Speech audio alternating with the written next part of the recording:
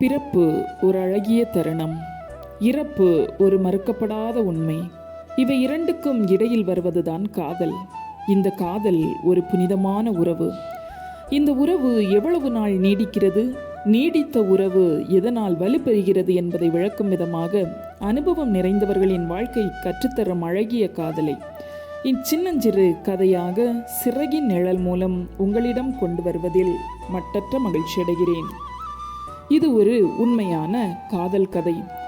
கேரளாவில் ஒதுக்குப்புறமாக ஒரு வீடு.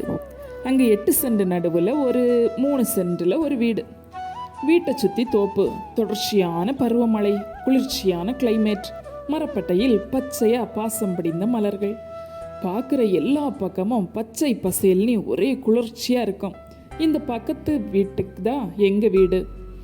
பக்கத்து வீடுன்னு சொல்லக்கூடாது, சரியாக சொல்லணும்னா இது அடுத்த வீடு. அந்த வீட்டில் ஒரு வயதான தம்பதிகள்.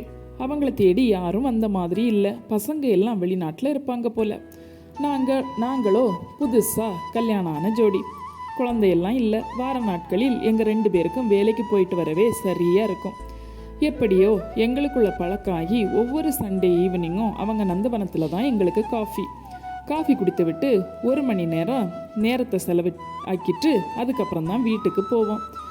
அந்த சில்லண்ட குளிரில் அவசரம் இல்லாமல் காப்பியை குடிச்சிட்டு அவர்களுடன் பேசி கொண்டிருப்பதில் ஒரு தனி சுகம்.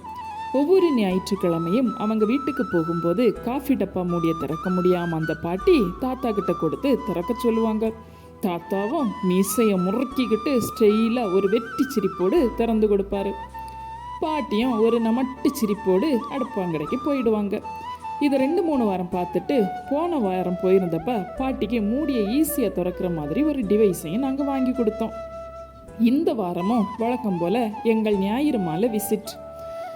வழக்கம் போல் காப்பி டப்பாவுடன் தாத்தாவை அணுகுது அந்த பாட்டி. தாத்தாவும் இருமாப்புடன் திறந்து கொடுக்க பாட்டி உள்ளே சென்றார்.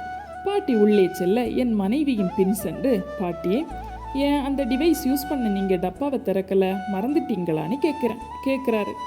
பாட்டி சிரிச்சிட்டே கூறியது தான் இந்த கதையினுடைய ஹைலைட்டாக இருந்தது. குழந்தை, இந்த மூடியை திறக்க எதுவும் தேவையில்லை, நானே திறந்துடுவேன்.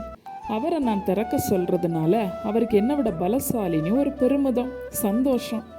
இந்த வீட்டு ஆம்பளனி ஒரு கெத்து, இன்னும் நம்ம இந்த வீட்டுக்கு உபயோகமாக இருக்கோம் என்ற ஒரு மகிழ்ச்சி. நான் இன்னும் அவரை சார்ந்து இருக்கேன்னு அவருக்கு ஒரு ஆளுமை. திருமண வாழ்க்கையின் அடிப்படையிலே ஒருமித்து வாழ்வது தானே.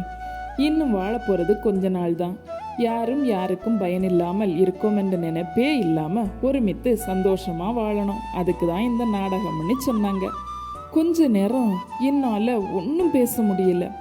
இந்த மூடியில் இவ்வளவு விஷயமா? வயசானவங்களை அண்டர் எஸ்டிமேட் பண்ணக்கூடாது. அவங்க செயல்களிலும் அர்த்தம் இருக்குது.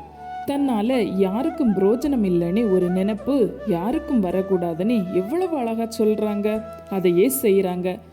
இந்த பாடமெல்லாம் எந்த பள்ளிக்கூடத்திலும் சொல்லி கொடுக்க மாட்டாங்க. இந்த மாதிரி தாத்தா பாட்டிகளை பார்த்து தான் நாமளும் கற்றுக்கணும். அதுக்கு அவங்க நம்ம கூட தான் இருக்கணும்.